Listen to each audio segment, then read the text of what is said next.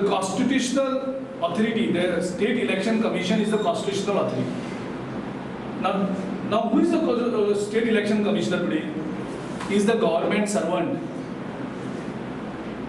So State Election Commission, the government is using like any other department. The constitutional provision is that they are talking about independence of State Election Commission. State Election Commission is supposed to look at its mandate, respect its mandate, respect the constitution, respect the law. They may not have powers to do the delimitation, but they have the powers to refuse to accept the illegalities in the reservation, which the State Commission has failed.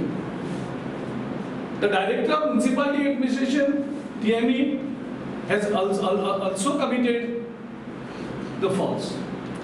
They have also committed the crime.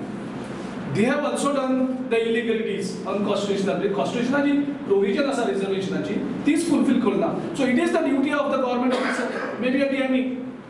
So government is trying to hijack everything, and this is very bad. What has happened today is very bad for the state. The court had given sufficient time for correction, either to the State Election Commission or to the DMA or to the government. And what State Commission is replied, they said they have no powers. They said it's the government who has decided this.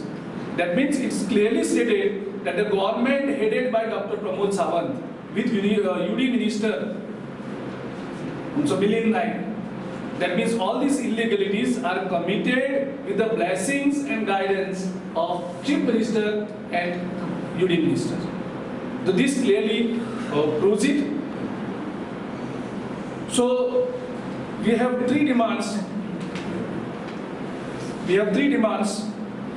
One, the Chief Minister and the UD Minister Milind Naik should immediately step down respecting the court verdict, because